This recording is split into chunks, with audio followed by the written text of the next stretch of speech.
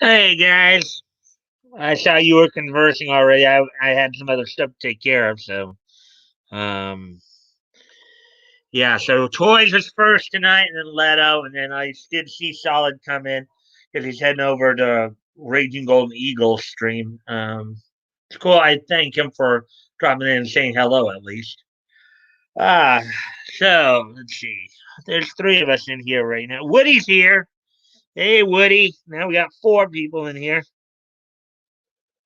All in mine. Yep. What would you say? Don't drive the big one. You're a monkey on a string. Don't cut my lifeline. You're a doggy in a daze. Don't bite the mailman. What would you say? Little Dave Matthews there. I'd say, hey, Woody.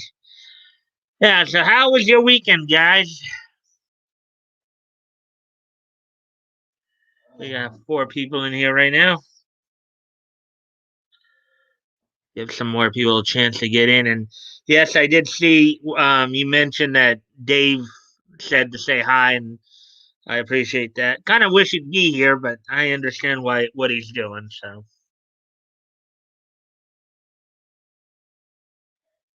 uh,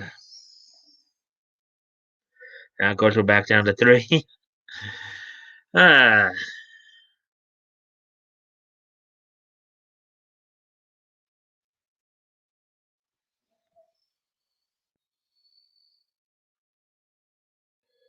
my weekend was good. I worked and it went by fast. Yeah, that usually what happens when things. Oh, today I'm getting over a bout of depression. Yeah, I do also know, ATC. I saw your comment earlier that you said you were feeling better. That's good. Glad to hear it. Maybe the weekend gave you a chance to rest up a bit, huh? I do work tomorrow with some overtime, so you won't catch me on a full day tomorrow. Okay.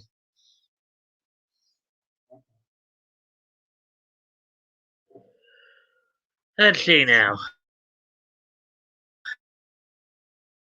Um, let's see. Um,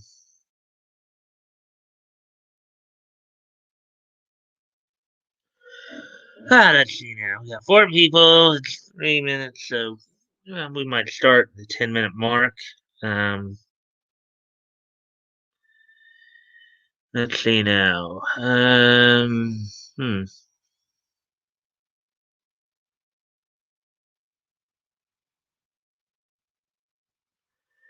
What would you say? Don't drive the big one. You're a monkey on a string. Don't cut my lifeline. You're a doggy in a daze. Don't bite the mailman. What would you say? Excuse me a moment, guys. I'll be right back. Gotta go off camera for a moment.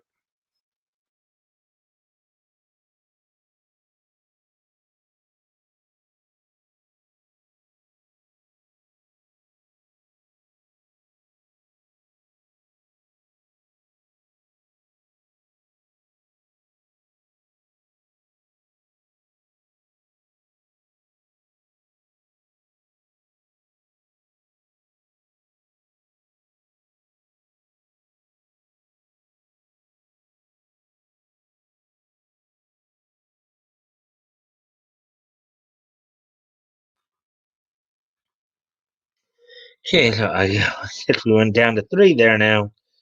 Uh, what's the topics, Mike? Well, I'm gonna give it a few more minutes to just see who else shows up before I. Oh, let me share. Okay. Uh,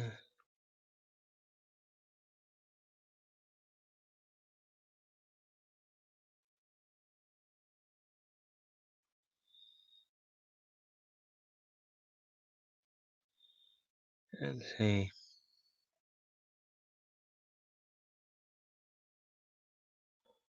We got. Let's see. We're just past 5 minute mark here. Um, let's see.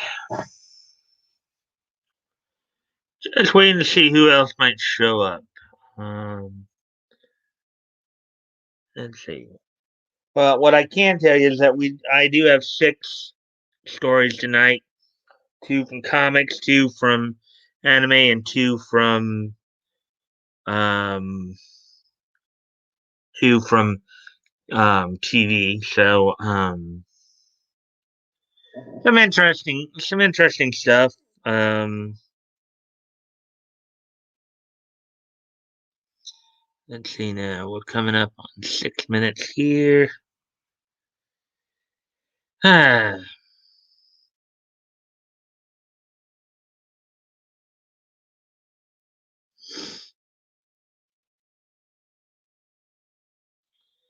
let's see. Well, now we're just past 6 minutes.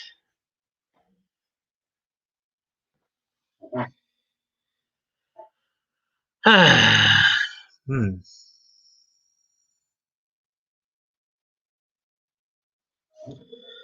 All right. Let's see. We got 4 people. So let's see. We know Leto worked, and the weekend went by fast for him. I know Toys. You said you were resting up. You know, getting over some stuff. That sounds good. What about you, Woody? You do anything exciting this weekend? I'll be right back. Gotta go off camera for just a quick moment. Be right back.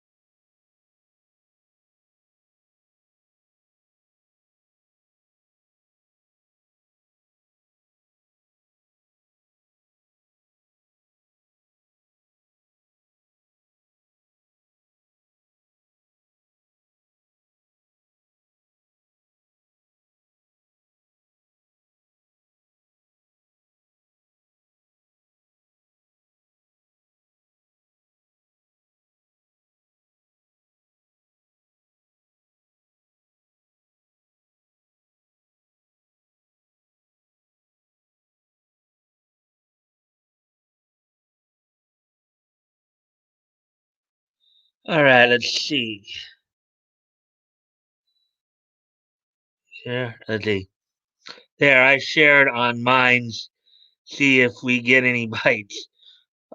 Throwing the lure out there. Well, hopefully. Well, look like we have 5 people in here now, so that's good. Let's see. So let's see. Nothing exciting this weekend. Well, let's see. Well, we're at 8.5 minute mark, so I guess I can go into a little more detail now. So, as I said, we have 6 stories to go through tonight. Um, Including among them, one of the higher ups at Dark Horse Comics has, I guess, announced his retirement. We'll be going through that story. Let's see. San Diego Comic Con made some announcements in regards to their events this year. Um, Also, let's see. Um, some news from Type Moon, um, as well as a little profile piece on Big Sister anime. And then Shira gets acknowledged at the Tokyo Olympics, and they've announced, and I guess they've announced a release date for the new Green Lantern TV series. So that's pretty much what's on tap for tonight. We're coming up on 10 minutes, so guess I'll get started now. We'll get right into it here.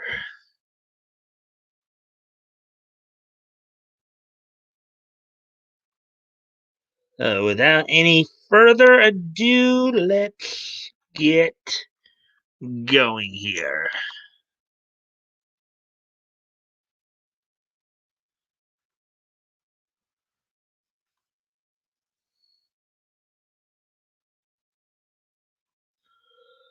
Here's the first story I was talking about. Okay. I just a lot of the oh right, I forgot to mention. I caught a Cumbrian Crumbrian street with toys. Never really seen their streams. It was pretty good. Well, I know I know Crumbrian Cress. I did see she did a stream this weekend, but it was just her. Last I knew, she and Mr. Hop are no longer going to be streaming together. That's the last I heard of it. So, but anyways, so let's get into this. First story we're going to cover tonight: Dark Horse Comics VP Randy Stradley retires after 35 years. Now, from what I understand, I think Dark Horse Comics in particular specializes in doing the American adaptation of certain anime series or mangas. I know, like one of the comics I think they've done in the past is Usagi Yajirobe, which is something about bunny rabbits. So anyway, so let's get into this. Randy Stradley, Dark Horse Comics VP of Publishing and Original Editor in Chief, has officially retired from the company after 35 years. There he is right there, I guess. Dark Horse Comics. Randy Stradley, Vice President of Publishing and Original Editor in Chief of Dark Horse Comics, has officially retired from the company following a 35-year career. So let's see, 2021 minus 35, that would be 1980. Let's see, yeah, 1986, I believe. Been around since 86. Okay. Um, according to a release from Dark Horse, Stradley is no longer with the company as of February 26th, which was this past Friday. So I guess he was stepping down as we were all doing our open mic. So his involvement with the Oregon-based publisher goes back to the very beginning when Dark Horse founder Mike Richardson approached Stradley with the idea for the company in 1985. The idea to not only allow writers and artists to tell the stories they wanted to tell, but to actually own the work they created. After Dark Horse's official formation in 1986, the two put out Dark Horse Presents #1, which sold 50,000 copies, blowing past the initial break-even goal of 10,000.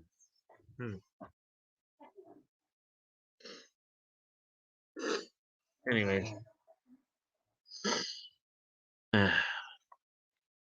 excuse me a moment. I'm gonna go off camera for just another sec here.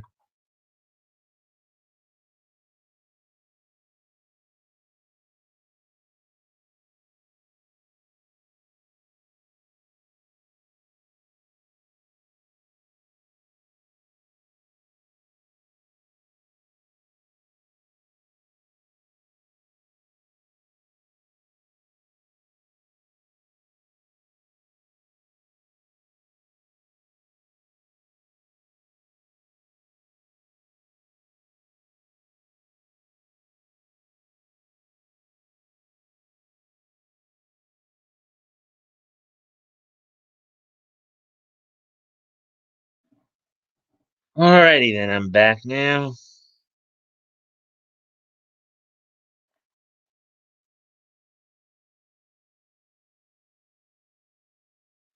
That we saw that. Crumbrion.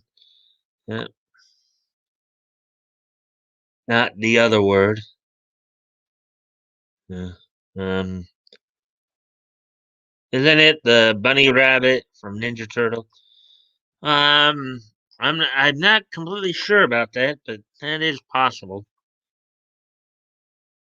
Anyways, over the years, Stradley edited numerous iconic Dark Horse titles, such as the aforementioned Dark Horse Presents, as well as Concrete, Boris the Bear, The American, Hard Boiled, Give Me Liberty, Ghost, and Sin City. Yeah, Dark Horse had some pretty mature titles, from what I understand. He also had a major hand in comics, which included such properties as Star Wars, Aliens, Predator, Godzilla, and Mystery Science Theater 8000. What they mean by licensed product is when they license product, properties from other genres, and then turn them into comic book adaptations. Stradley also wrote Dark Horse's original Aliens versus Predator comics, which inspired not one but two crossover feature films of the same premise. He also contributed to the old Star Wars expanded universe with his other writing credits, including Star Wars Empire and Star Wars Dark Times, which you guys might be saying here.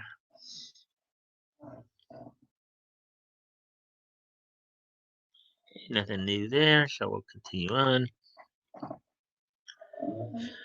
After 3.5 decades, I believe I've done just about all that I can, said Stradley. It has been a great ride, and I want to well, I think he meant to say thank Mike Richardson for the tremendous opportunities he's afforded me. It's with mixed emotions that I step down, but I know that Dark Horse will continue on to new heights, and that the company is in good hands. I cannot overstate how integral Randy has been to the development and growth of Dark Horse, added Richardson. He was not only a writer, editor, and creator, but also a friend and collaborator for 3.5 decades. Together, we created something very special that succeeded beyond our wildest dreams. Sad though his departure may be, I wish him all the best in his new chapter in his life. Dark Horse concluded its statement by congratulating Stradley on his past achievements and wishing him luck in his future endeavors. But yeah, being with a company, that's a pretty good stretch there when you're with a company for 35 years. You know. Dark Horse Comics was great. I loved waiting monthly for Ghost, um, Ghost in the Shell comics. Yeah. Yeah, I know I had noticed when I looked over, when I looked through, that site I you guys see me use, Mike's Amazing World of Comics. When I see some of the Dark Horse titles, I know a lot of times they're adapted from like, mangas or animes from Japan as well. So they license those for American consumption.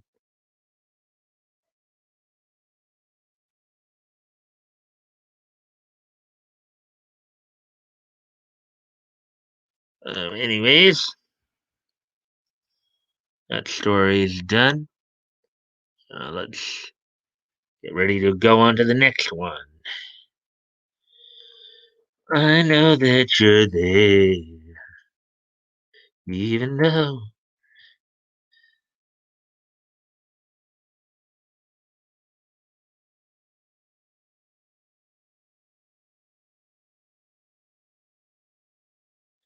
Here's the other one. This regards to San Diego Comic Con.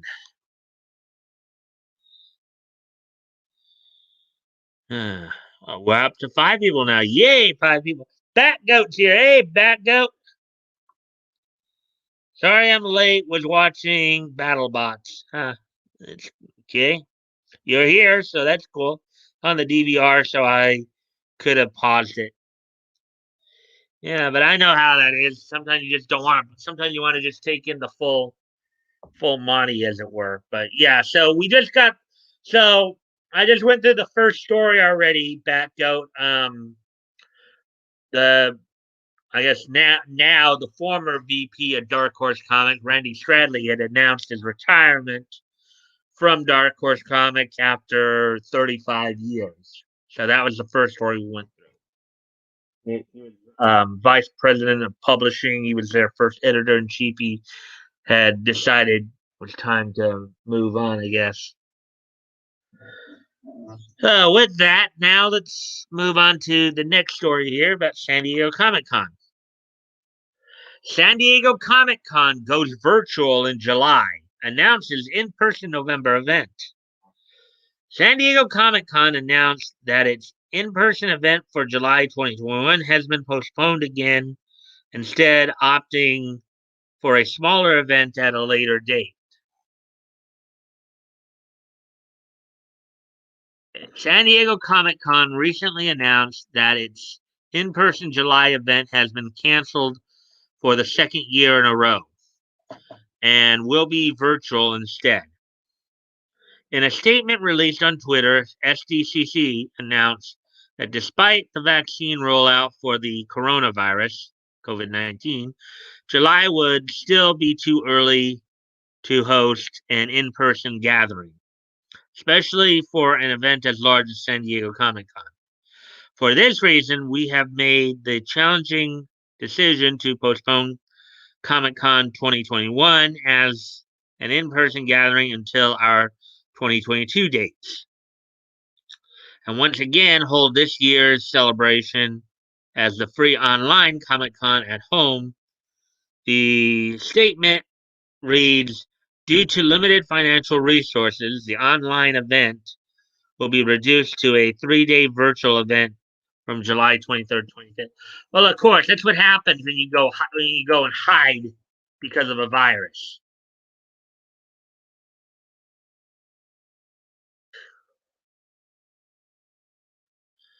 In light of this decision to postpone the large-scale event, SDCC also announced the decision to hold a smaller in-person event in November 2021 as a quote-unquote safer alternative.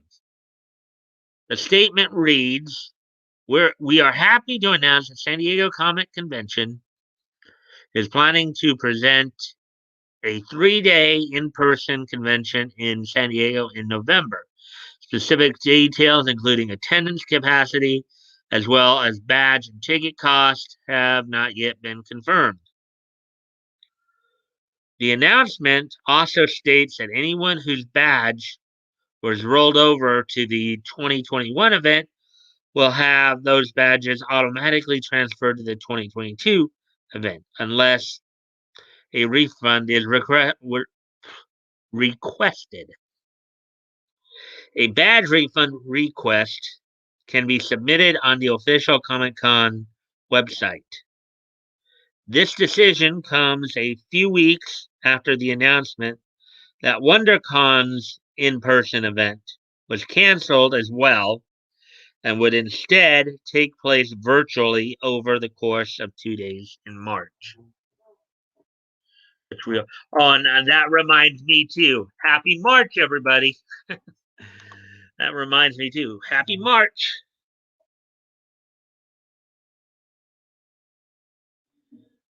I did.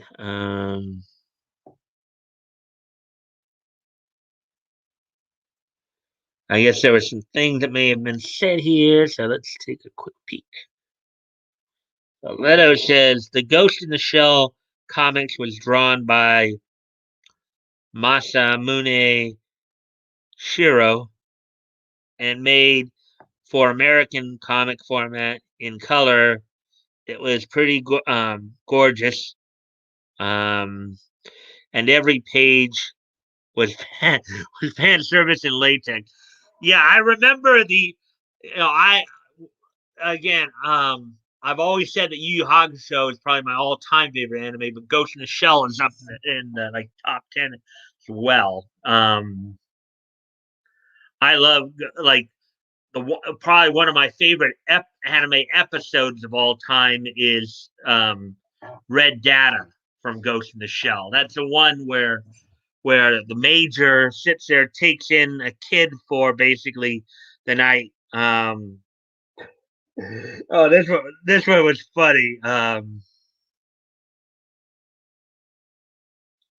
don't know. Well, I won't spoil it.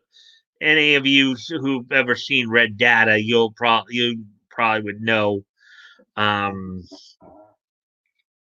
know it fairly well. It is a pretty good episode. So, who is in the arena tonight, Paco? BattleBots, I haven't seen that bleep for in forever. I still watch the old stuff on YouTube. Didn't know they still made the show. Excuse me a moment, guys. I got to go off camera for a sec.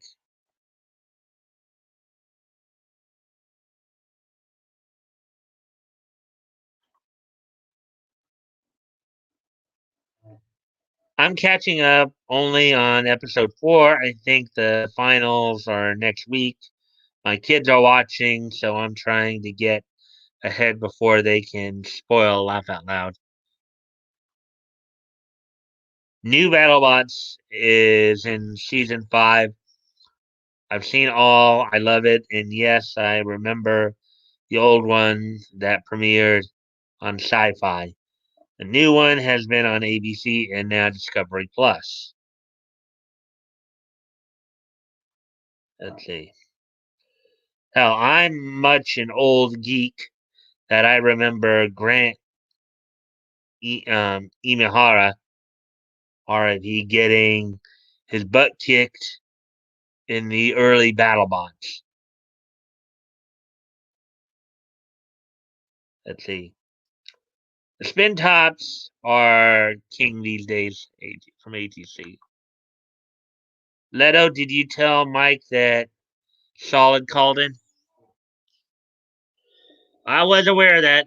Solid mentioned it. Oh my god, I remember the people tried to get walkers to be competitive. Solid showed up in person, but yes. Yeah, spinners tend to do the best. Few drums have made it far. Last year's winner was Bite Force. I think he had a small drum, but was a power control robot. Excuse me a moment, guys.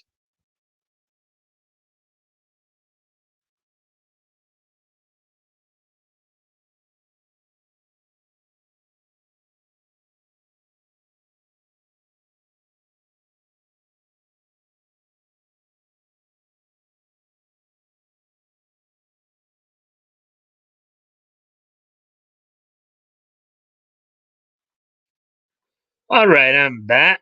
Let's see. Continuing. Flippers do all right, but the I'm a Razor fan. Yeah, I know it breaks down a lot. Laugh out loud. Bronco was my favorite flipper. There is a walker this year. It's real. It gets to weight twice as much as 500 pounds. Wow. Didn't they make drone bots laugh out loud?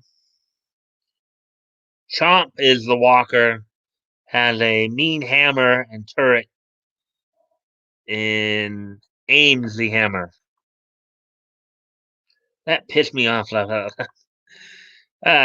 Was Bronco the one that had been flipping bots out of the wind? Drones and little mini bots to pester and annoy. Bronco recorded the highest flip, yes. Okay, so anyways, so that was that was all that for the San Diego Comic Con story. So now let's move on to the anime stories then.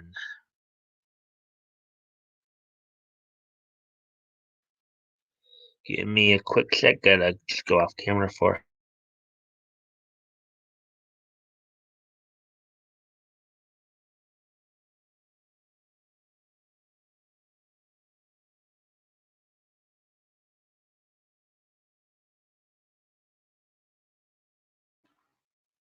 All right, I'm back now.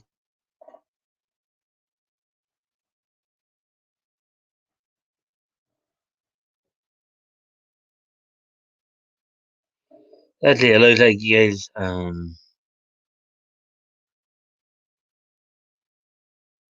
yeah, Lava D, he's a top-notch bot.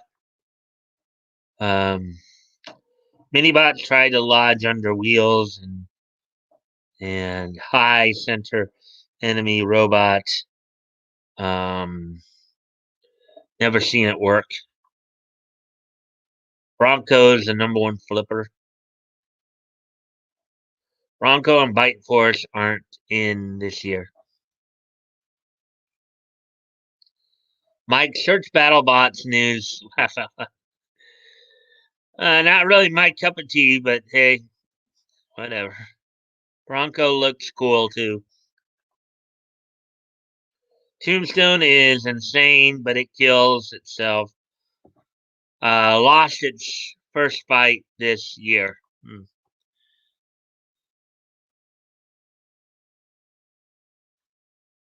Wait. Tombstone's a big red spinner. Okay. Well, anyways, let's get back to the articles here.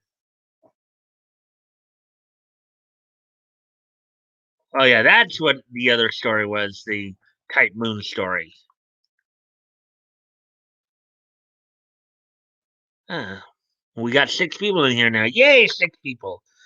Okay, so this is the first of the 2 anime stories we're doing tonight. Why Carnival Phantasm, Fate Stay Night's comedy crossover anime is worth watching.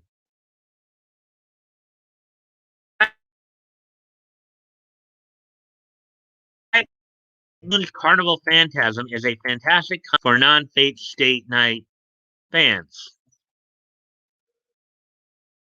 And then you got some of the characters there from Fate Stay Night and a few newer ones too. The idea of a crossover between the characters of Fate Stay Night, Tsukihime, and Melty Blood sounds totally unworkable on paper. Tsukihime, which is Moon Princess, just to let you know. Something you would only find by doing a deep dive on a fan fiction website, perhaps. However, Carnival Phantasm defies expectations by taking the concept and creating one of the funniest anime series ever made. Carnival Phantasm was made to celebrate the 10th anniversary of the Japanese game company Type Moon.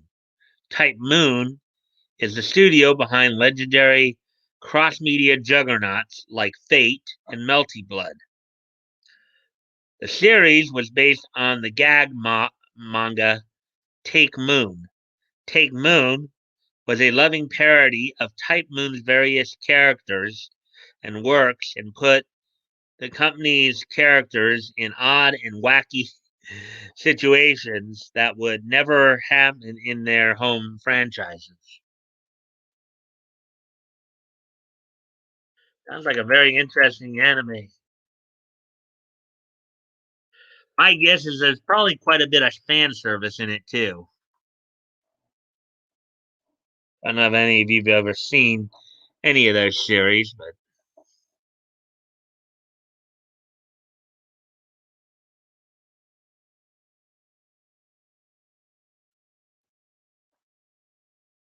uh, 35.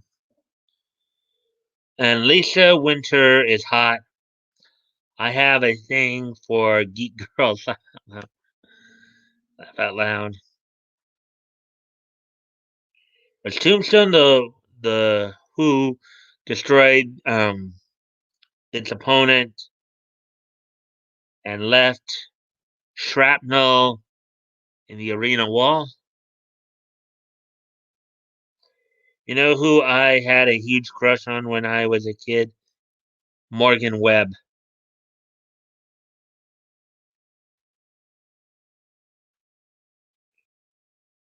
She was she has pink hair and tats. I'm guessing she's loved my politics. Not. Uh she knew her way around a video game and she was hot. My fave spin top is Son of Wihashi. Um laugh out loud. It wasn't about politics back then, just games. I've been a bit of the Fate Stay Night, like the first one. Yeah, I had watched all the Fate series like a couple of years ago, so it was, you know, they're all pretty cool, pretty interesting. Morgan Webb was pretty hot, Leto. None of Wayashi is a cool spinner too, but it gets unbalanced and looks like having a seizure. Laugh out loud. Yachi, I think. How about that? I know it's the best part though. Laugh out loud. One shot and the enemy is going across the floor. Hmm. All right. Anyways, back to the article here. Carnival Phantasm is framed around a pub called the Manorby. This pub is staffed by a group of cat spirits called Necoarchs. Um,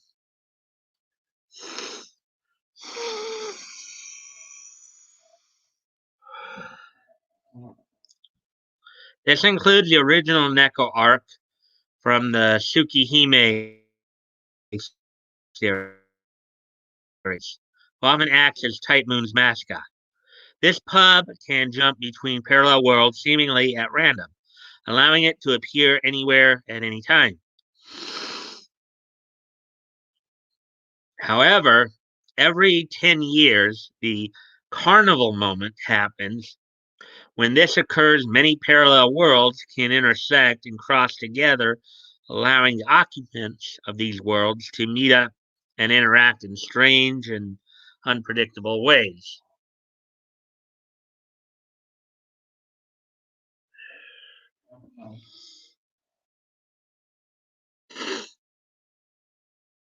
Carnival Phantasm was released in 3 seasons of 4 episodes, with each episode being its own collection of short skits, all introduced and set up by the Necoarchs. These skits are wild, containing everything from game show parody to violent beach volleyball to comedic slice of life dramas. It is this variety that makes the show so good. You never know what's coming next, and a constantly changing format um, means that no joke overstays its welcome and gets stale. Now I haven't seen this particular anime, but I've seen like clips of it for like when I would look up anime music. It looks like a pretty fun anime to watch.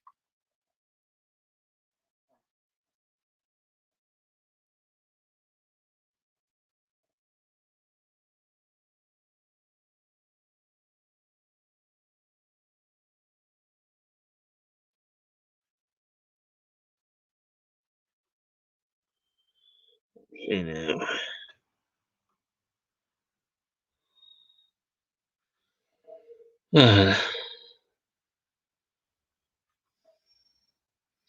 All the G4 girls were hot. I hear they might bring the channel back soon.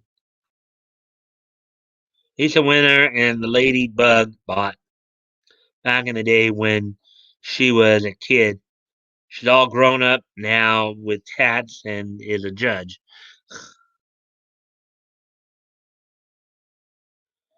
Grrr. Really? A hem, cough, mute button. Yeah, I know. Sometimes though, you just gotta deal with it. I just gonna search episodes later now. Lisa was in the first two seasons with her new ladybug bot called Mecha Tento. I'm a geek on this.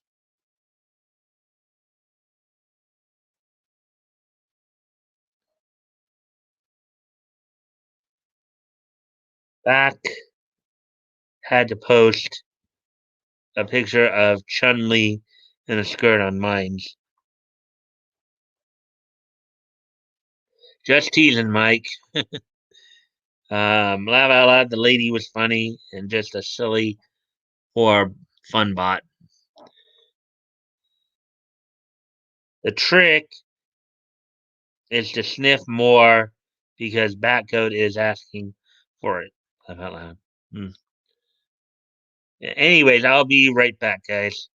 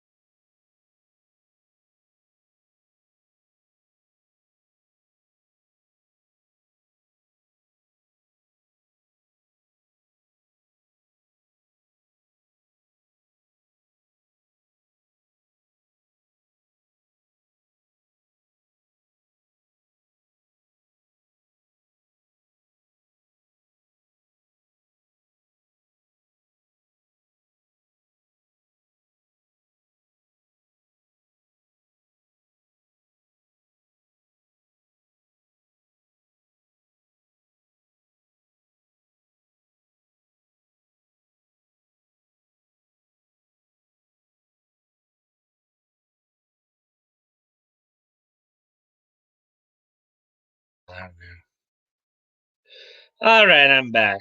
Uh,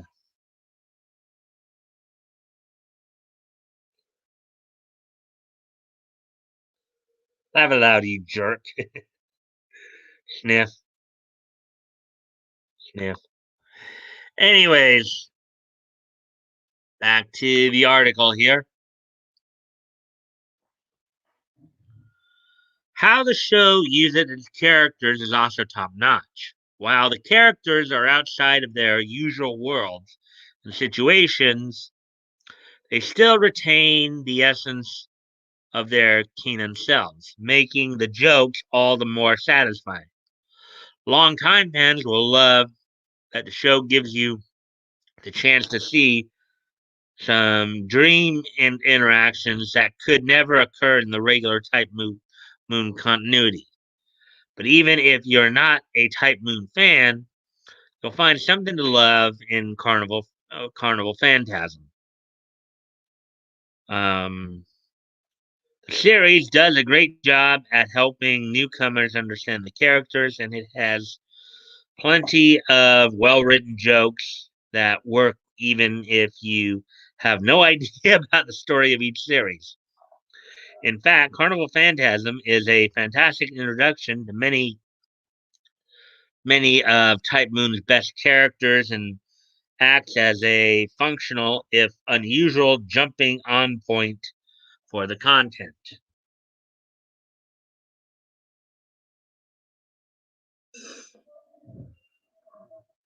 But the best thing about Carnival Phantasm is the love it is made with.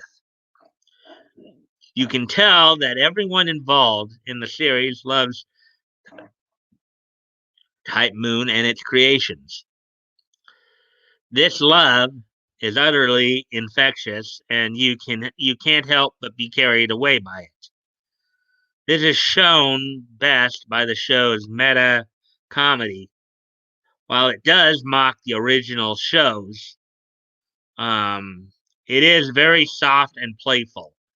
Feels like friends lovingly nudging each other rather than the sometimes harsh mocking found in other meta anime series.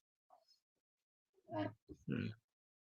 With a name like Carnival Phantasm, that's kind of you could kind of see that this love coupled with the sheer amount of jokes means that you'll find yourself laughing from the start to the end of each episode. Carnival Phantasm is a fantastic show and the definition of a feel good anime. If laughter is the best medicine, then Carnival Phantasm should be prescribed by every doctor, as it is a warm, wonderful, and utterly enjoyable series that every anime fan should check out.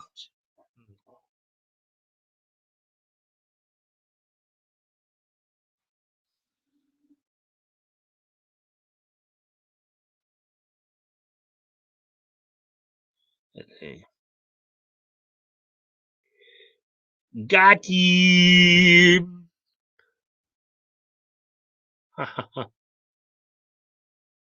Fart.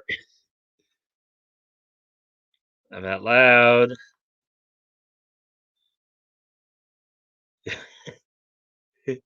What the hell kind of butt pirate wrote that? Butt pirate? Oh god. Anyone check out High Rise Invasion? Sorry, queer. Oh boy. I think Robotic Notes and Steins Gate is tired to that universe somehow. Well, let's see. From what I understand, Robotics Notes, Steins Gate, and Chaos Head are all interconnected. Those three series are all interconnected, much like in those cases, some surrealism. Well, Chaos Head is kind of more of a fantasy, a guy like fantasizing about 2D girls, but I think those three are kind of linked very much in the same way that Noir, Madlax, and El Cazador de la Bruja are connected.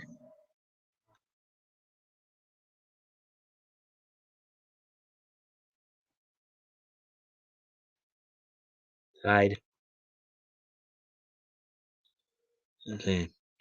I say we all get our Greece attire and go hang out at Leto's shop. Ah, yeah, I think I'm about halfway through the stories already. Greaser. Oh, the pink lady's gonna be there. Devil or angel, you know that you'll be fine. Devil or angel, you know that you'll be mine. Yes, Chaos Head to Grease Lightning. Not even at an hour yet. I'm already halfway through the stories. Wow. Got 5 people in here. So anyways, getting ready to move on to the next story here. Oh, I thought he'd already subscribed. Oh well.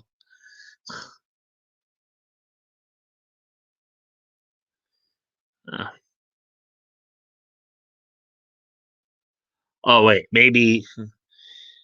Oh, he had subscribed on his old channel, but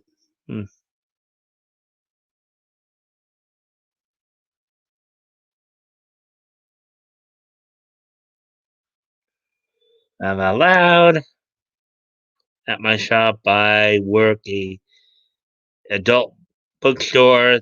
The only grease there will be is just lube. Oh god. Oh boy. Beauty school dropout. Go back to high school. Dua.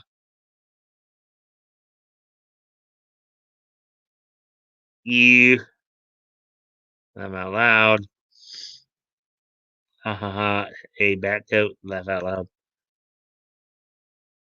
We need a youngin we can call Pony Boy. 6 people. Yay, 6 people. Anyways. Um so let's get ready to move on to the next article here.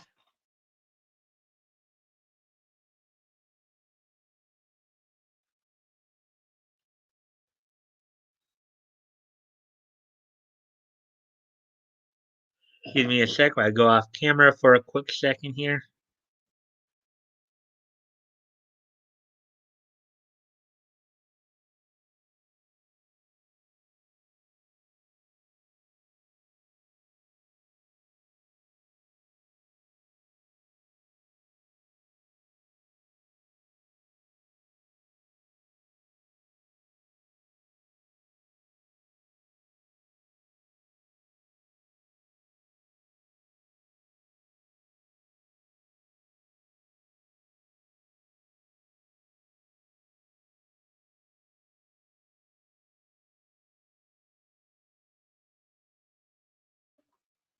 All right, I'm back.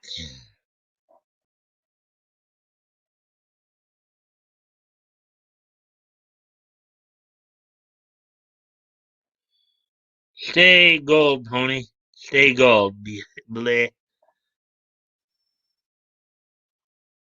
Let's see. Youngins laugh out loud. Who do we look like? Biden's? Bleh. Because he died. Laugh out loud. Oh, Big Sister anime stuff. I don't like where this is going. Well, we'll see. Let's let us sniff. Uh, she better not be stuck in the washing machine. Well, let's find out here. I saw this headline and or saw this title here. Okay, so what's the deal with the big sister anime trope anyway? You got some nice looking girls here. Some anime characters consider an older girl to be their big sister, even if they're not related. What are the implications of this?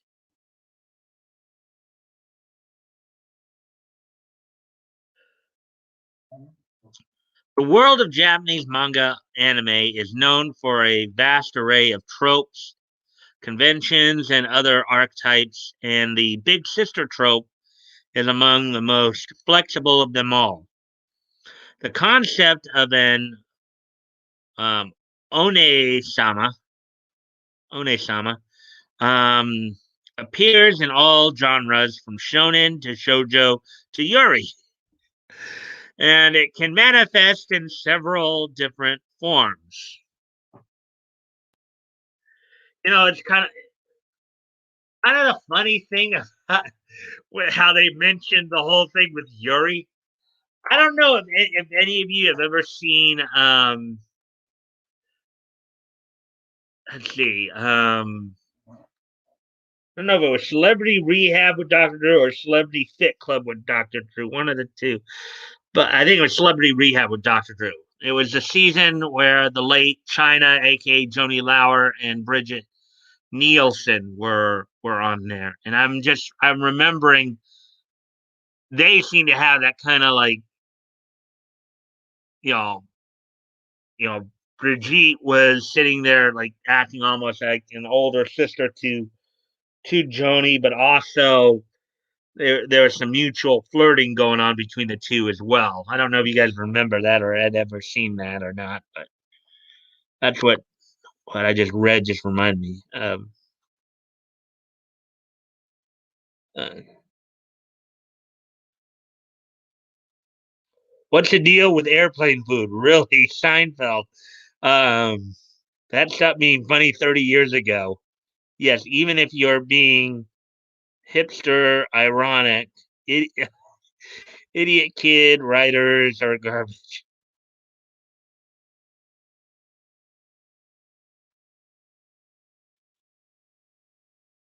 Let's see. All right, let's see. Ome-sama is a Japanese term for an older sister. It works in works of fiction. Characters can use it literally, but they can also use this term for any respected older girl or a mentor um, role model. Some girls are a big sister in spirit rather than by blood. Hmm.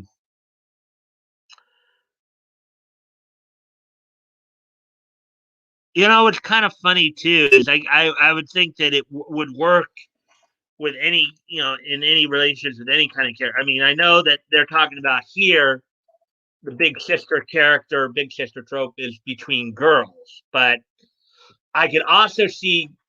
I think I do know of at least one example where it seems like kind of a big sister role, and for an older woman being kind of a big sister figure for a bunch of boys as well. And I'm thinking of Sadamitsu the Destroyer. Miss Chieko, the nurse, seemed kind of like an older sister, to the boys there, to Sadamitsu and his gang. So I know in this case they're talking more about the girls who are like big sisters, to girls, but I was just thinking of the parallels there.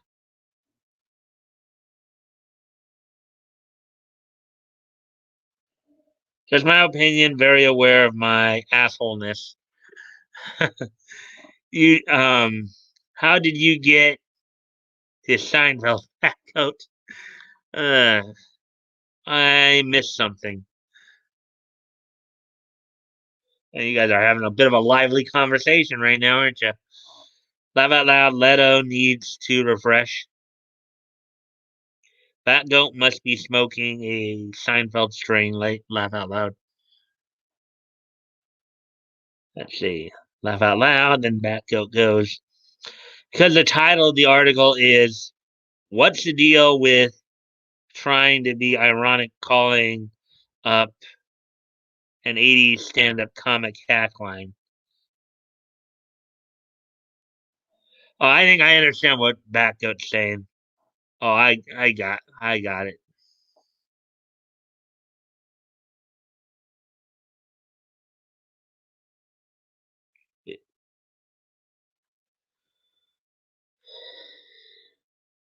You guys are slow, huh? Cool, cool. I'll riff slower. Um, sorry, I'm slow. I got it. Never enjoyed Seinfeld. I never even watched it myself. So just kidding. I'm crazy for a real, as you guys know. So anyone that keeps up with me is probably crazy too.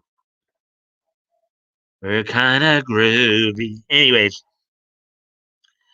the responsible big sister in Shonen. I think this is the one I was kind of referring to in a way with Sadamitsu the Destroyer, in a sense.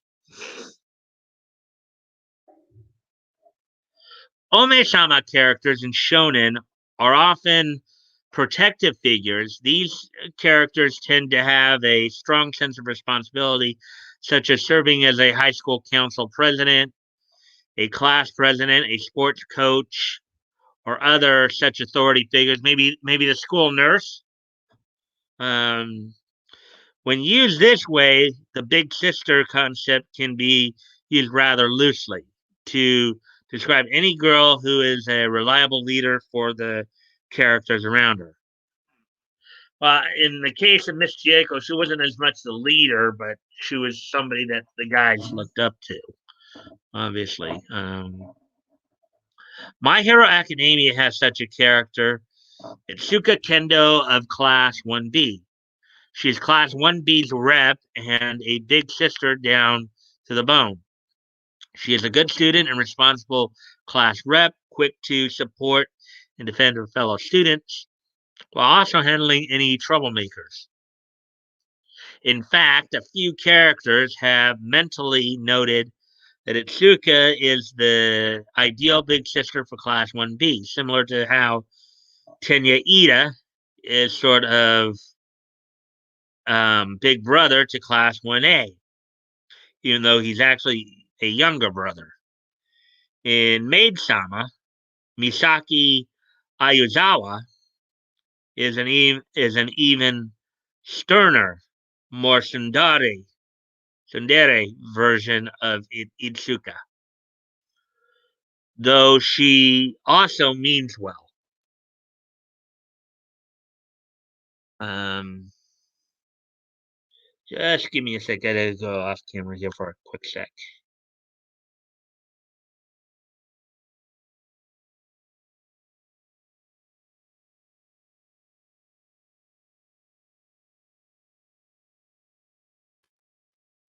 Anyways,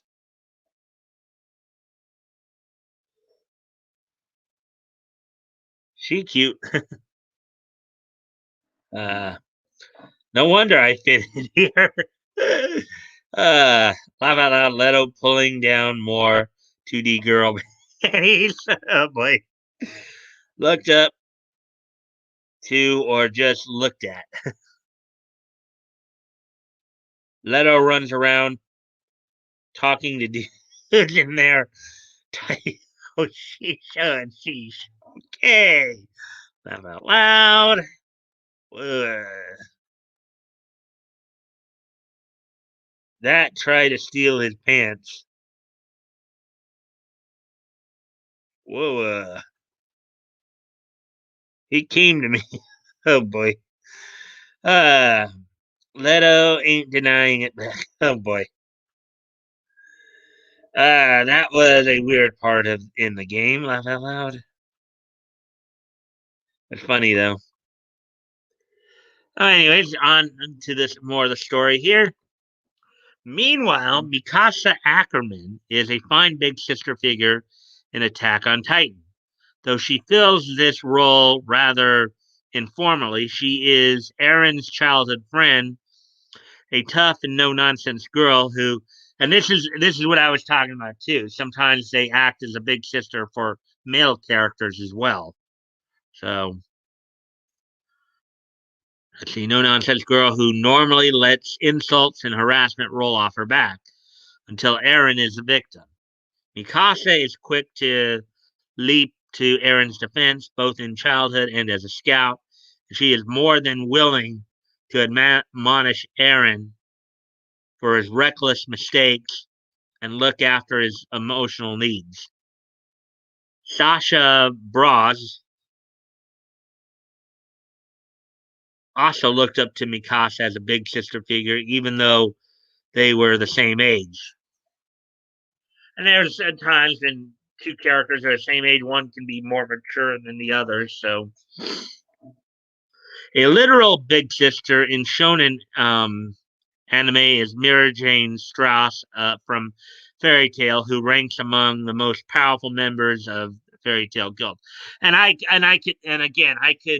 could see that as being true. I've watched Fairy Tail, so she isn't quite the same as Itsuka Kendo, though. When Natsu, Gray, and the others get into trouble and start fights in the guild hall, Mira Jane will usually just watch in amusement. The exception is when Mira Jane's younger siblings, Lisana and Elfman, are threatened, or when an external enemy threatens the guild.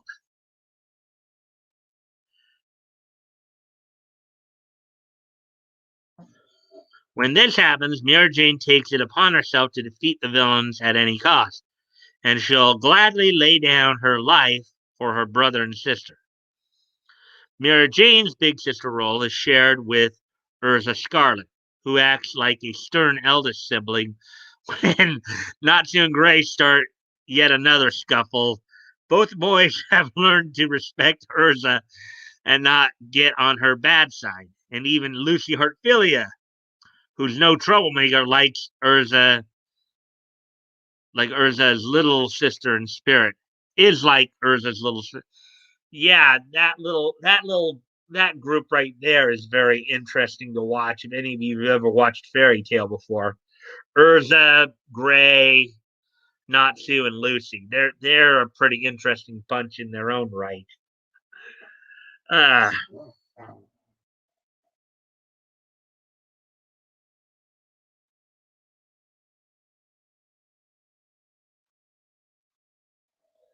let's see now.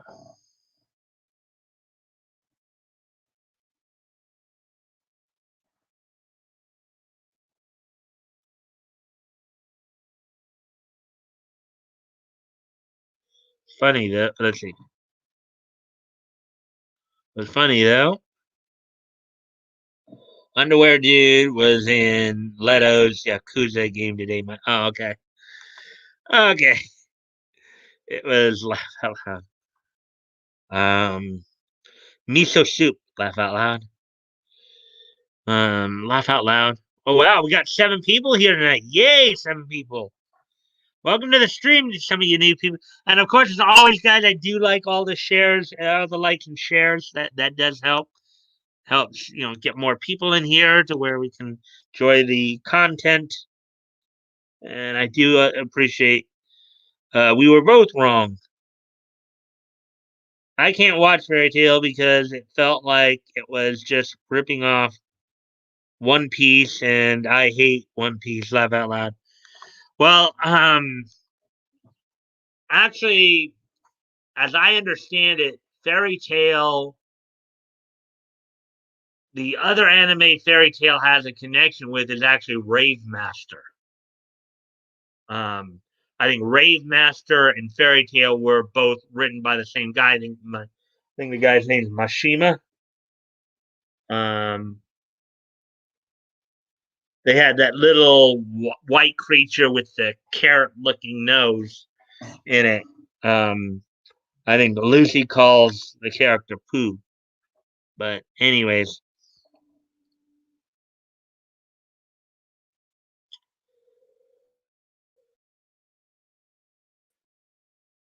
so next version, that was one version, the Ome-sama in Shonen, but here's another one. The romantic Ome-sama in Yuri and Beyond, which I believe, again, Brigitte Nielsen and Joni Lowry, the late China, played out in Celebrity Rehab with Dr. Drew, I believe. So the romantic Ome-sama, One-sama in Yuri and Beyond. Okay, so let's take a look at this one. Another expression of the big sister archetype is when a female character is the object of intense admiration or even romantic interest, rather than being a firm disciplinarian, such as Urza Scarlet and Itsuko Kendo. Instead, these One-sama individuals win over their friends and associates with their sheer strength of character. Let's see. In the Yuri romance genre, these big sisters are often the love interest of a younger female. In that case, the One-sama will likely be the semi dominant partner of the relationship, while the younger partner is the uke, submissive.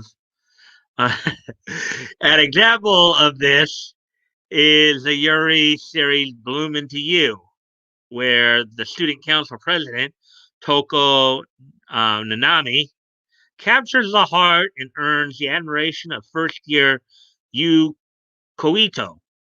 To you, Toko is the perfect role model of what a young woman should be, and Yu's intense admiration and curiosity soon lead to amorous feelings.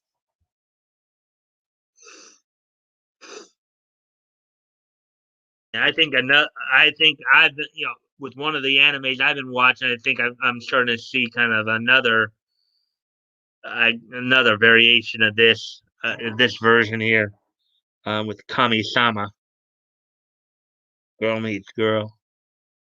Let's see now. Yeah, B but Ray Masters suck. Um, I like Fairy Tail, but I hate One Piece. I like Fairy Tail too. I just never got into One Piece. I'm not even, and I know some people. I know there's been some criticism because a lot. I know from what I understand, One Piece was originally dubbed by 4Kids, and a lot of the fans hated that dub. And then when Funimation grabbed it, people liked the Funimation dub better than the 4Kids dub. So, hey, heading home. Hey, and welcome to the stream, man. The dubbing of Rave Masters was brutal. Yeah, Rave Masters was dubbed out here in LA. Let's see. I think Wendy Lee was the one who portrayed the female lead in that. Hey, hey, Anon. One Piece is overrated.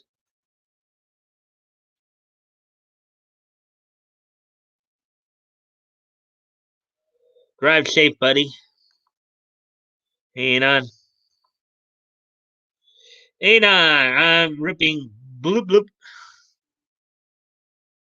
Evening, everyone. Evening, Anon. I'll rip my pen real quick. Leto, you get my soy sauce joke.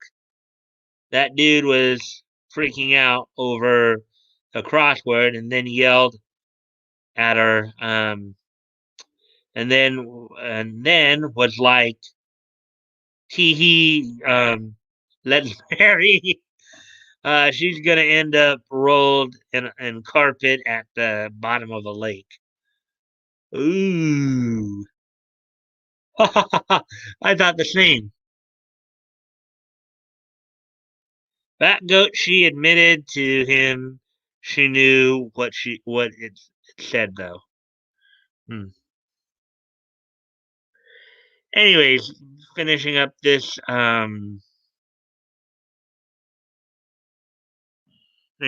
article. Another example of the gentler big sister is Toru Honda of Fruits Basket fame. Unlike Toko and Toru does not get involved in a Yuri relationship. She is paired with Kyo Soma. Believe that was the guy who was the cat in the Zodiac or whatever of that series. Instead, Toru is a highly reliable, kind, sensitive, and responsible girl who quickly earns the trust and admiration of the younger Somas, especially Kisa Soma. Kisa is a young girl who houses the tiger of the Zodiac. But in contrast with her Zodiac animal, Kisa is shy, unassertive, and often mute, having an iffy relationship with Hiro. Toru, through sheer strength of character, inspires Kisa to come out of her shell, become a more active member of the family and community. At least Momiji Soma, a young boy, is more outgoing to begin with, but has a similar relationship to Toru. So that was actually kind of a very interesting article. I like that was a pretty nice article. I liked it. See, so well now we're coming up on an hour and 15. So now looks like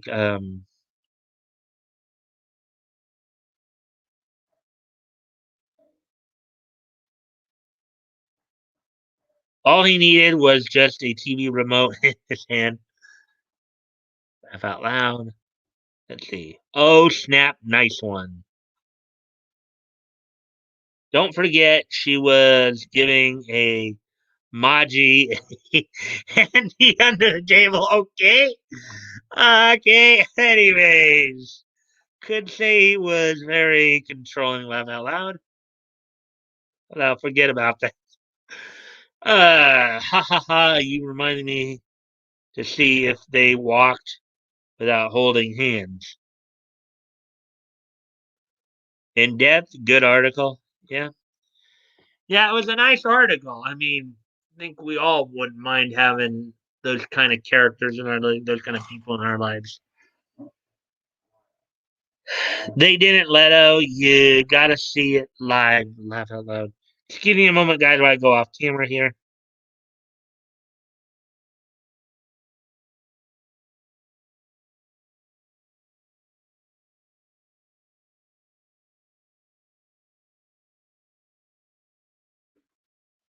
All right, I'm back. Let's see now. Yeah, Vish called it right. So funny. Was that your call, toys? D. Yeah, back up. All right. So, anyways,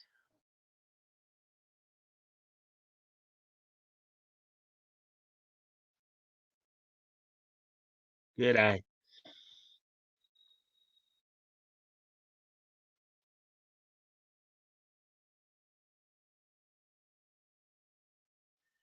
Oh, anyways, let's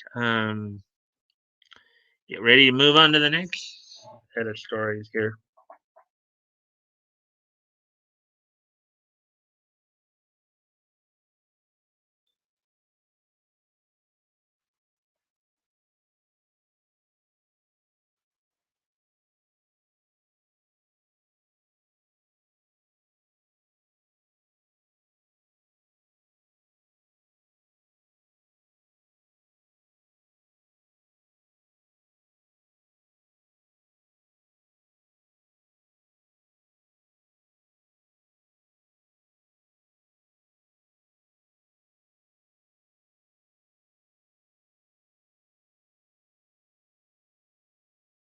And one of the stories, we'll get to that in a sec. Here we go. Here's the first story of the TV section of this broadcast.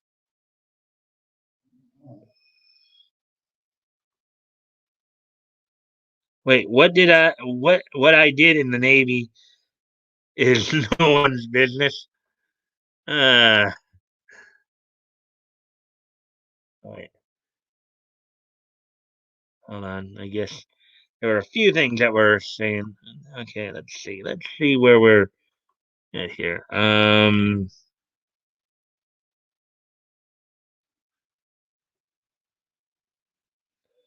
Let's see. Haha, you reminded me some. Okay, did see that. Depth, good article. Yep, we saw that. Okay.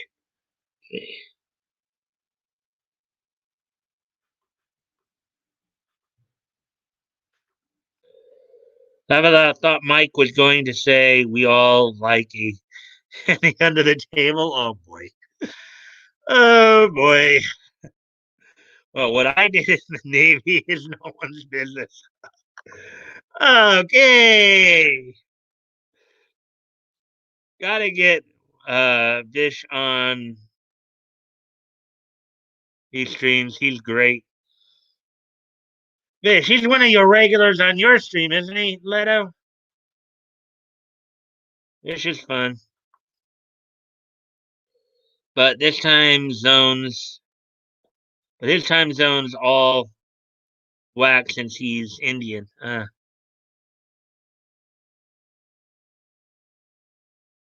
Yeah, let's remember to mention Mike's channel to Vish. He'd love it. Yeah, I think it'd be like daytime there, sometime in the middle of the day there, or early morning, something like that. He's in India. True Leto. How about Bat Goat? How you get that watch? Okay, so anyways, moving on to this next article, and of course this is a She-Ra series that we all love to rail on because it's basically the woke reboot of a favorite of ours, Bat Goat, I'd say from the '80s. She-Ra gets a shout out at the Tokyo Olympics.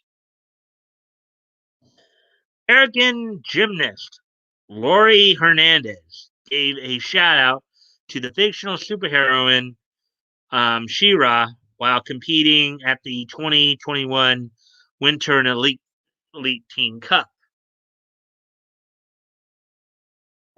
American gymnast Lori Hernandez gave a shout out to the fictional superheroine She-Ra from She-Ra and the Princess of Power during the 2021 Winter Olympics. Hernandez says She-Ra support was shown in a video on NBC's Olympic Twitter account.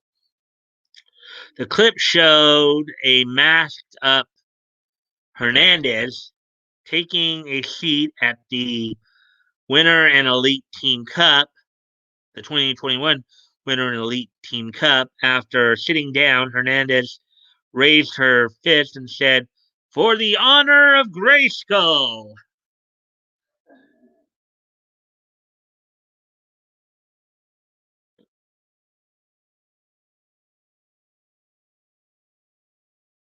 She-Ra fan post from the athlete was reposted by She-Ra and the Princess of Power showrunner Noelle Stevenson. Hernandez also shared the short video on her own account, repeating She-Ra's battle call as the post caption. Let's see.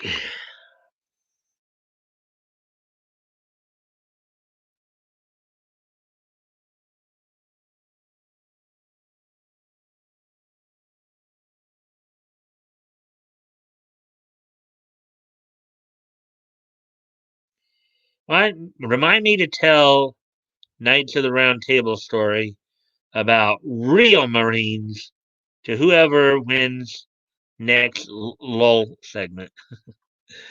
I wouldn't be surprised if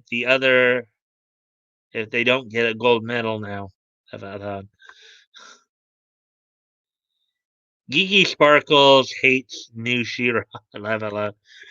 Yeah, from what I heard, they went pretty woke with it, and in a way, they're it's some aspects of it are just a total go away from the '80s series. Because I think one of the things I heard is they're playing up a whole possibility of a Catra She-Ra romance.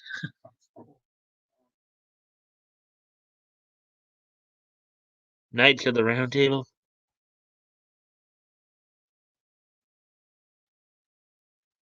Let's see. Sorry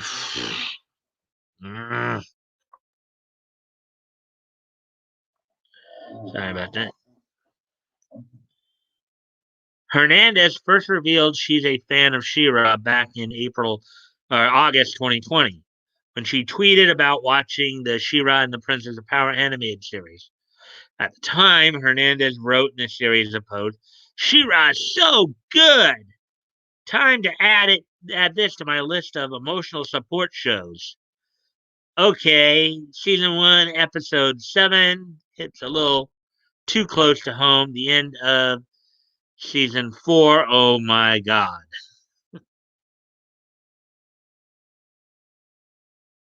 While gymnast Jordan Childs ended up winning the Winter Cup, the event marked a comeback for Hernandez, whose appearance marked the first time she's competed since the 2016 Rio Olympics. The 2021 Winter Cup also marked the first significant elite gymnastics meet held in the U.S. in nearly 1 year due to the ongoing COVID-19 pandemic. She-Ra and the Princess of Power voice cast featured AJ Michalka as Catra, Amy Carraro as She-Ra, Karen Fukuhara as Glimmer, and Lauren Ash as Scorpia. All 5 seasons are on Netflix.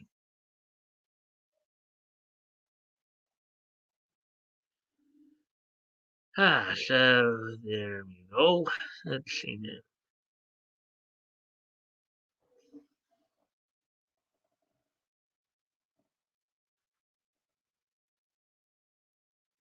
Mess. My email.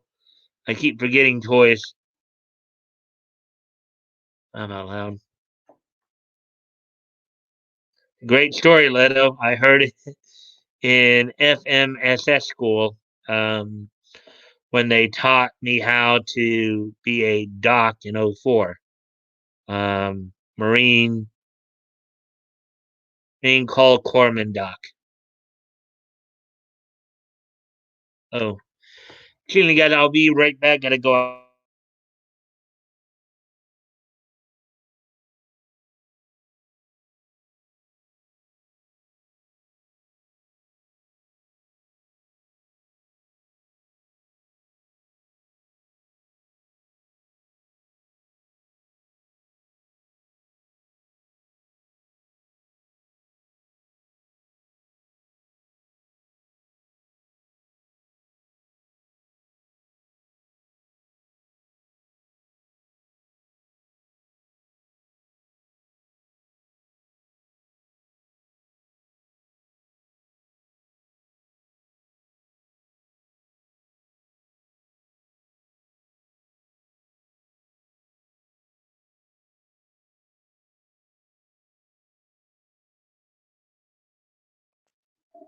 All right, I'm back.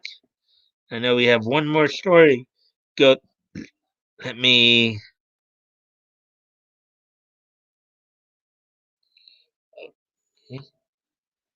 It deals with a prostitute is only hint I give. Okay, and Marines, obviously. Alrighty then. So, anyways, we're coming up on an hour and a half. We got one more story to go. Excuse me one more time. Sorry, guys.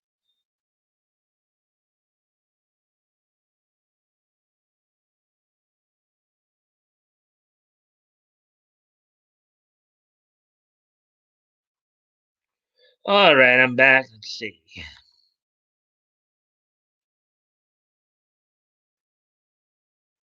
Okay, I think I got you. Okay, so as I said, we got one more story to go through here. One more main story to go through.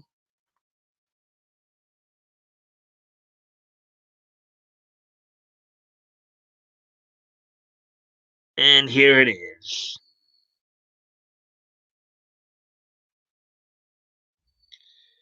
Here is the last main story of the night. The highly anticipated Green Lantern TV show. Okay. HBO Max's Green Lantern series production start date revealed. The highly anticipated Green Lantern TV show from Seth Grahame-Smith on HBO Max has set a date for when it will start principal photography.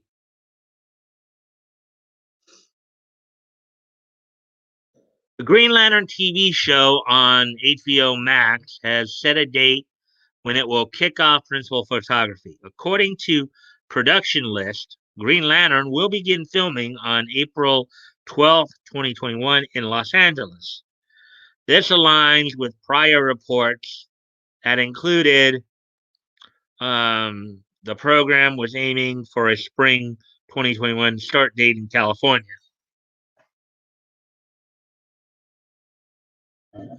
No official plot details have been revealed for the Green Lantern program.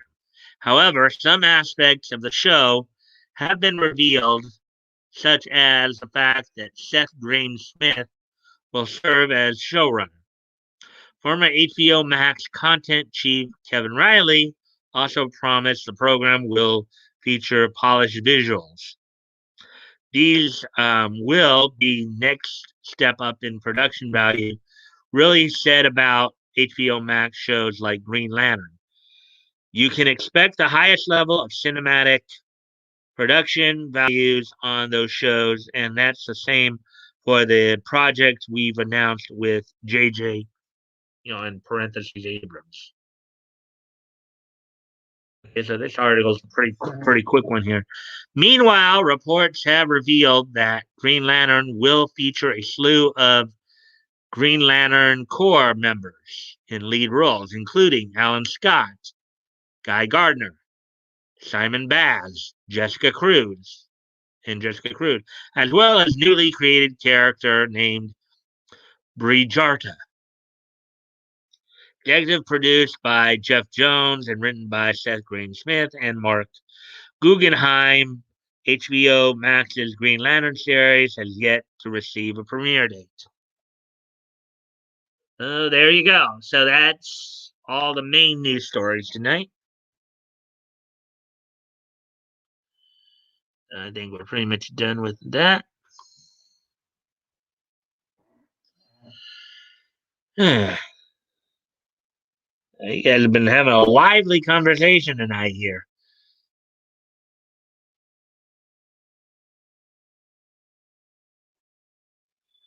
Let's see. I like Leto's bar apple story. Okay,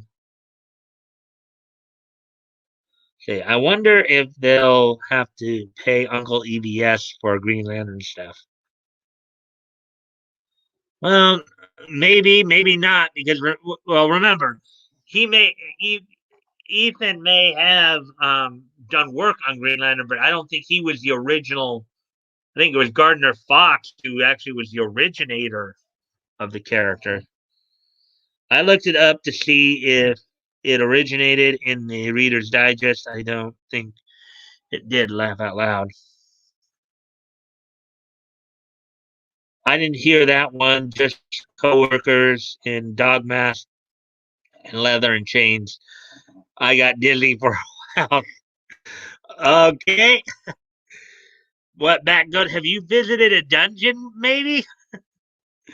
You know they do. Laugh out loud.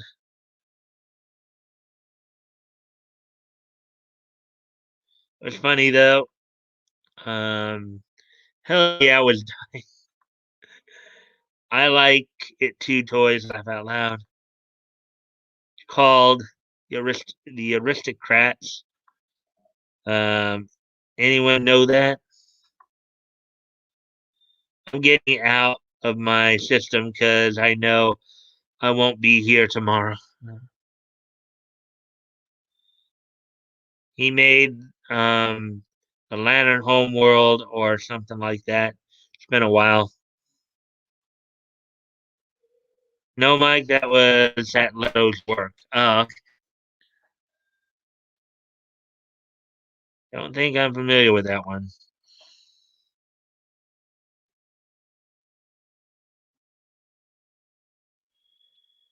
Okay, wow, we got 6 people watching. Hmm. And we're just past the hour and a half mark here.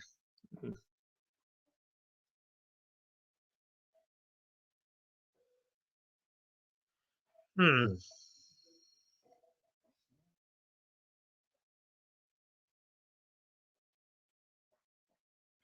Let's see now. You missed it, bro. Leto had some humor on us today. Yeah, I was probably busy with other stuff. Back up. Uh, all right. So, anyways, guys, unless there's anything you guys wanted to ask me or anything like that, I think it'd be a good time to start. Um, let's see. I missed Leto's stream earlier too. I had to go in early today. Um, unless you guys had anything you wanted to ask me or mention, I think it'd be a good time to probably wind down. Are you guys ready for this day in each history?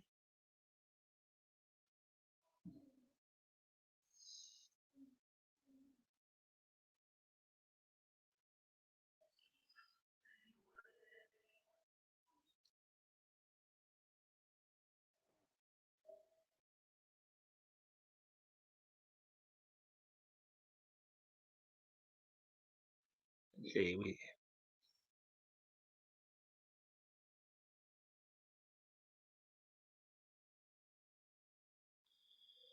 All right, arrest the hands. Okay. Let's see now.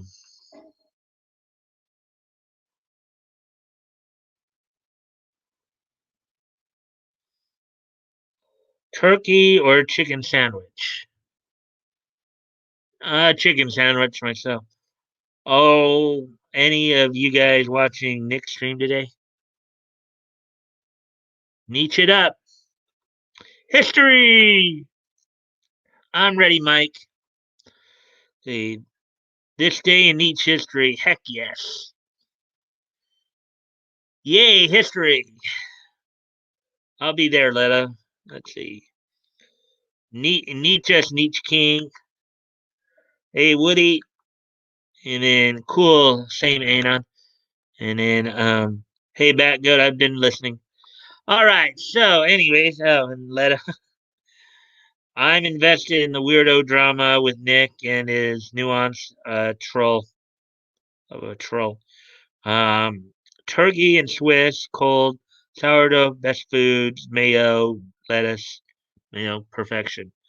All right. Well, with that being said, today being the first day of March 2021, March 1st, 2021, let's take a look back at this day in Nietzsche history. And of course, the first stop we're going to make is we're going to go back 80 years ago today. On this day, 80 years ago today, Submariner #1 from Marvel, at the time known as Timely Comics, went on sale on this date. On this date in 1941, 80 years ago today, the first issue of Submariner went on sale, featuring, of course, Namor the Submariner. At the time, of course, Marvel was known as Timely Comics at this point in time. So, on this date, 80 years ago today, Submariner #1 went on sale. Let's see. You guys, oh man, you guys are still at it with the conversation. Let's see. Hey, Batgoat, I've been listening. Let's see. I'm invested in the. Okay, we saw that already. We saw that. Let's see. Or are you looking? Laugh out loud.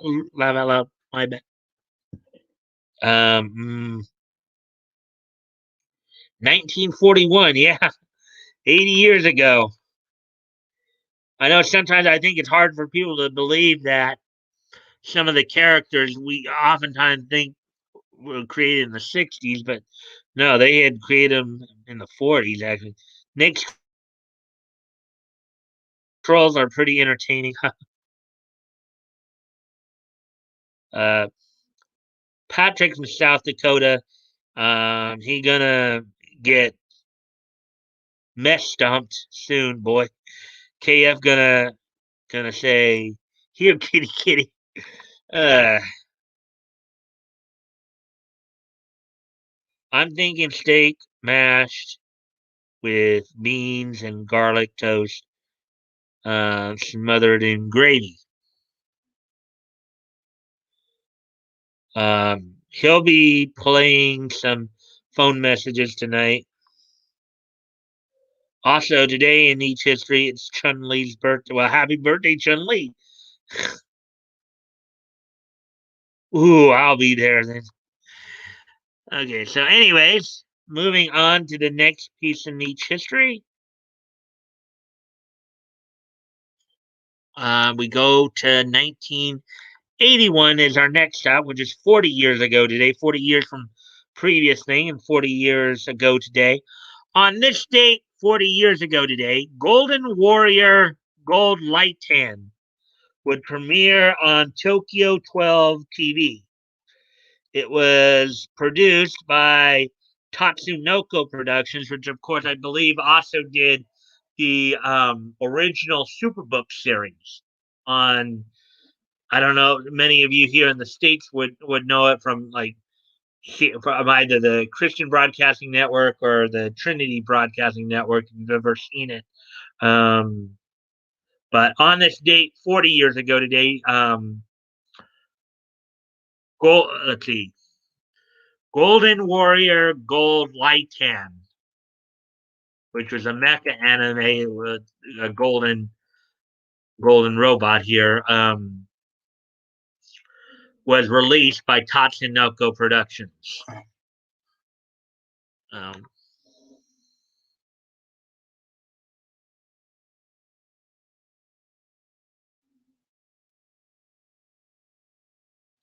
and on its see, Roger that. Commencing as well. Um, yeah, he did the Gatchaman stuff too in Cashern. Yeah.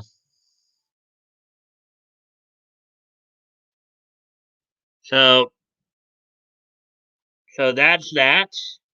And then one more piece in each history to do, and we go to 1991 for that. On this date in 1991, which was 30 years ago today, Toxic Crusaders premiered in syndication, produced by Murakami-Wolf-Swenson Trauma Entertainment, distributed by the Sachs Family Entertainment Company. So on this date, 30 years ago today, Toxic Crusaders would premiere in syndication. So that's all that happened on this day in each history.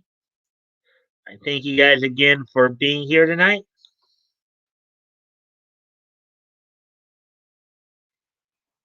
Let's see. Yeah, we saw that. Saw that. Oh yeah, Cash and Sins or something. I kind of remember that one. Mm-hmm. Yeah. All right, guys. Well, thank you guys for joining me tonight. I hope you guys enjoyed the stories. That big sister anime trope one was really that one was a fun one. Sure, we all kind of wish we had like big sisters like that. I guess. Uh, um. Anyways, let's see. Thank you, Mike. You're welcome, Woody. As always, I always enjoy you guys' company. It was a good stream. Good to catch up and shoot the poop. Yeah. Thanks, Mike. Peace, man. All right, guys. I'll see y'all tomorrow night.